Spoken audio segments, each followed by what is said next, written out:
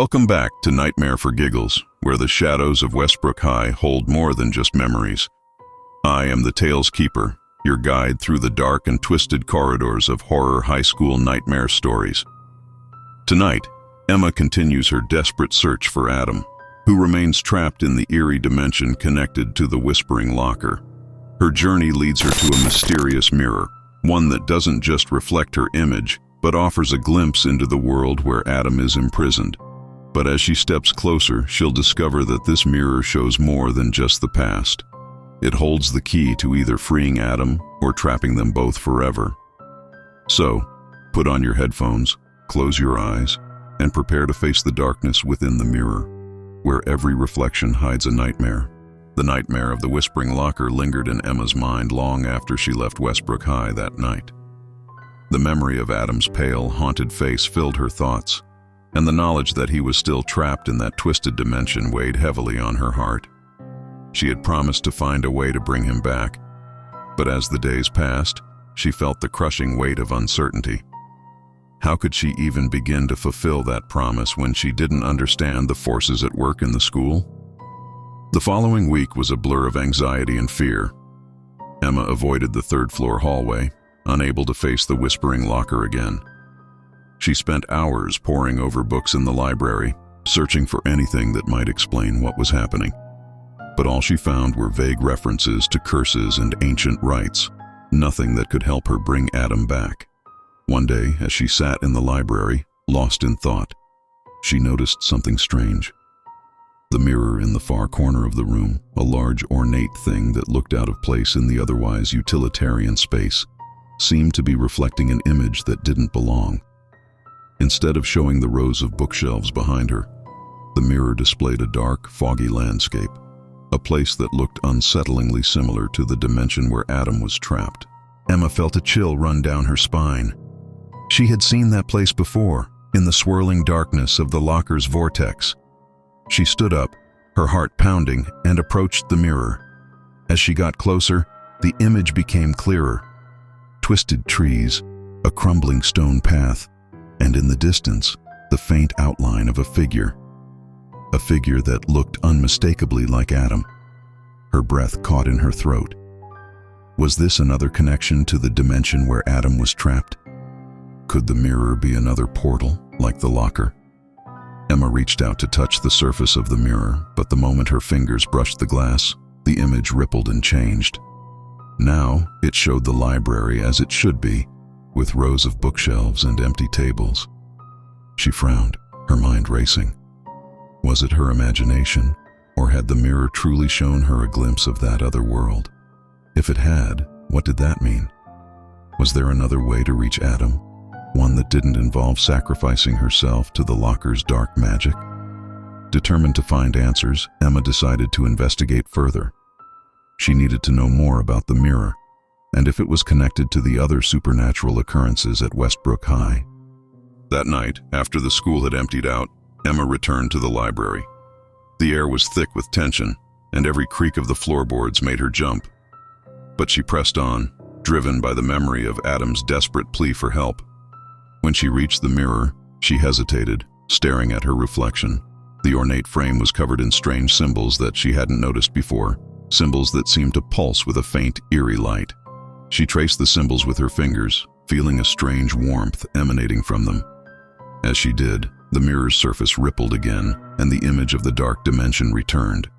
This time, the figure of Adam was closer, more distinct. He was walking along the stone path, his expression filled with determination and fear. Emma's heart raced. She could feel the pull of the mirror, the same pull she had felt from the locker, urging her to step through, to follow Adam into the unknown. But she knew better now. She had seen what happened when someone entered these portals. They didn't come back. But what if this was the key? What if the mirror could offer a way to bring Adam back without trapping her as well? She knew it was a risk, but she couldn't leave him in that nightmare world, not when there might be a way to save him. Emma took a deep breath, steeling herself, and reached out to the mirror. The moment her hand touched the glass, the world around her dissolved into darkness, and she was pulled into the mirror's dimension.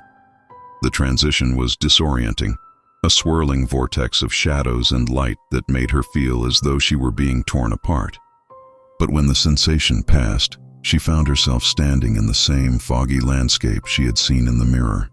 The air was thick with mist, the ground beneath her feet cold and damp. The twisted trees loomed overhead, their branches reaching out like skeletal hands. The only sound was the distant howling of the wind, a mournful wail that seemed to echo from every direction. Emma looked around, her heart pounding. She was alone, but she knew Adam had to be somewhere nearby. She started down the stone path, her footsteps echoing in the silence. As she walked, she felt a strange sense of déjà vu.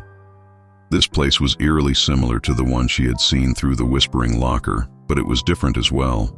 The landscape was more defined, more real, as if she were on the edge of two worlds, neither fully in one nor the other. She had been walking for what felt like hours when she finally saw him. Adam was standing at the edge of a cliff, staring out into the abyss below. His back was to her, but she knew it was him. His posture, the way he held himself, it was all unmistakable. "Adam!" she called out, her voice cracking with emotion. Adam turned, his eyes widening in shock. "Emma, how did you—" "I found the mirror," she said, rushing to his side. "It showed me where you were. I had to come and find you." Adam shook his head, his expression troubled.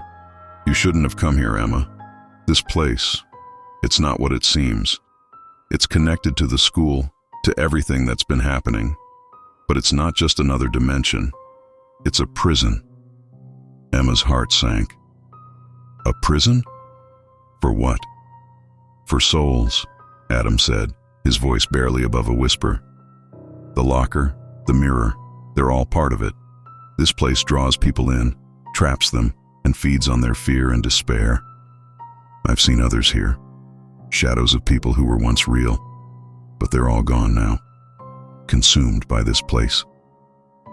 Emma felt a chill run down her spine. "But you're still here.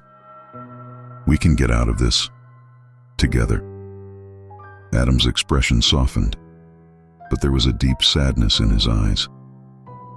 "I've been trying to find a way out, but every time I think I'm close, something stops me. It's like the place knows what I'm trying to do and keeps pulling me back." He looked out at the abyss again, his gaze distant. "I think the only way out is through the center, the heart of this place. But I don't know what's waiting for us there." Emma followed his gaze, her own heart filled with dread. "Then, we'll go together. We'll find the heart and destroy it. Maybe that's how we break the curse and free everyone who's trapped here." Adam nodded, though she could see the doubt in his eyes. "It's dangerous, Emma. If we fail, we might not get another chance." "I know," she said, taking his hand in hers. "But we have to try. I promised I'd bring you back, and I'm not going to break that promise."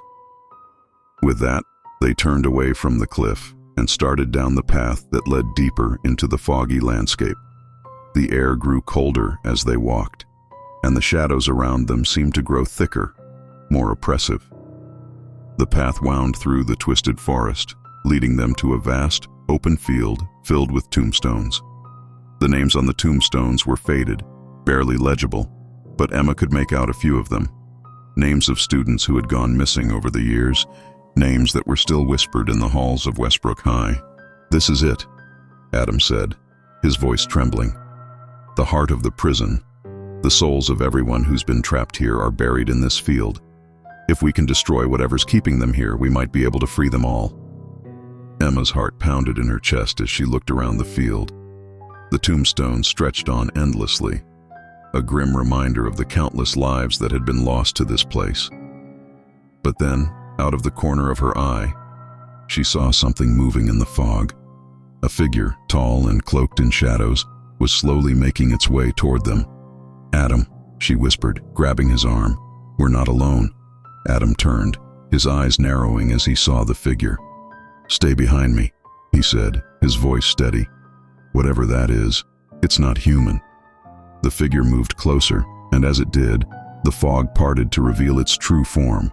It was a tall, thin man dressed in tattered black robes, his face obscured by a hood. But there was something unnatural about him, something that made Emma's skin crawl. The man stopped a few feet away from them, his head tilted as if studying them. When he spoke, his voice was low and cold, like the whisper of the wind through the trees. "You've come far, but this is where your journey ends. The prison is eternal, and no one who enters may leave." Emma stepped forward, her fear replaced by anger. "We're not staying here. We're going to break the curse and free everyone you've trapped." The man chuckled, a sound that sent shivers down her spine. "You think you can defeat me? Foolish girl. The prison is not something you can break. It is a living entity, a force that feeds on despair and sorrow. It cannot be destroyed." Adam tightened his grip on Emma's hand, his jaw set. "Maybe not, but we're going to try." The man's laughter died away, replaced by a cold, calculating look. "Very well. If you wish to challenge the prison, then step forward. But know this: those who fail are doomed to join the lost souls in eternal torment." With that, the man stepped aside, revealing a large circular altar in the center of the field. The altar was made of black stone, covered in strange symbols that pulsed with a dark energy. Emma and Adam exchanged a glance, then approached the altar. The air around it was thick with power, a palpable force that seemed to push against them, trying to keep them away. But they pressed on, driven by the knowledge that this might be their only chance to escape. As they reached the altar, the symbols on its surface began to glow brighter, and the ground beneath them trembled. A deep, rumbling sound filled the air, and the fog swirled around them, growing thicker and darker. Emma placed her hand on the altar, feeling the cold stone beneath her fingers. She could sense the souls trapped within it, their pain and despair echoing in her mind. "This is it," she whispered. "This is what's keeping them here." Adam nodded, his expression grim. "Then we have to destroy it." But before they could act, the ground beneath them split open, and a torrent of dark energy erupted from the altar, knocking them to the ground. The energy swirled around them, forming into a massive, shadowy figure that towered over the field. The figure's eyes glowed with an unnatural light, and its mouth twisted into a cruel smile. "You think you can destroy me?" the figure hissed, its voice echoing through the fog. "I am the prison. I am the darkness that binds this place. You cannot defeat me." Emma scrambled to her feet, her heart racing. She could feel the darkness closing in around them, the weight of the prison pressing down on her. But then she remembered something Adam had said earlier. The prison fed on despair and sorrow, on the fear of those trapped within it. What if they didn't give it what it wanted? "Adam," she said, grabbing his arm, "we can't fight it with force. We have to fight it with hope. We have to believe that we can get out of here, that we can save everyone." Adam looked at her, his eyes wide with realization. "You're right. If we don't give in to the fear, the prison can't control us." Together they stood tall, refusing to let the darkness overwhelm them. The shadowy figure roared in anger, its form flickering and shifting as it tried to maintain its grip on them. But Emma and Adam held on to their hope, their determination to escape and free the souls trapped in the prison. They focused on the light within them, the belief that they could overcome the darkness. Slowly, the shadowy figure began to waver, its form growing weaker. The energy swirling around the altar faded, and the ground beneath them stabilized. The figure let out one final anguished cry before it dissolved into nothingness, the darkness lifting from the field. The fog began to clear, and the tombstones that had filled the field disappeared, replaced by a serene, sunlit landscape. Emma and Adam looked around in disbelief. The prison was gone, and they were free. But as they stood there, a new realization dawned on them. The mirror had brought them to this place, and now that the prison was destroyed, they were still trapped in the mirror's dimension. "We did it," Emma said, her voice trembling with relief. "But how do we get back?" Adam looked at her, a faint smile on his face. The mirror was the way in. Maybe it's also the way out. They turned to where the mirror had appeared, and sure enough, it was there, hovering in the air like a window to the real world. Together, they stepped toward it, their hands still clasped. The mirror's surface shimmered, and as they touched it, they felt a pull, drawing them back to the library. The transition was smooth this time, a gentle return to reality. When they opened their eyes, they were standing in the library, the mirror reflecting their relieved but weary faces. Emma let out a shaky breath, her heart still pounding. "We did it, Adam. We're back." Adam nodded, but there was a sadness in his eyes. "Yeah, but not everyone made it out. There are still souls trapped somewhere, waiting for someone to free them." Emma's heart ached at his words, but she knew he was right. Their journey wasn't over, not by a long shot. But for now, they had won a small victory, and that was enough. They turned away from the mirror, ready to leave the library and the nightmares behind. But as they did, Emma noticed something out of the corner of her eye. The mirror's surface had changed. Instead of reflecting the library, it now showed a different place. A familiar, eerie hallway with rows of lockers, one of which was slightly ajar. The whispering locker. Emma's heart sank. The nightmare wasn't over. It was only beginning. You've just walked through the looking glass with me, the Tales Keeper, here on Nightmare for Giggles. But remember, the mirror's secrets are just the beginning. Emma and Adam may have escaped, but the horrors of Westbrook High are far from over. If you're ready to face the next chapter in this terrifying journey, make sure to subscribe and hit the notification bell. And until next time, beware the reflections you see, because they might just pull you in.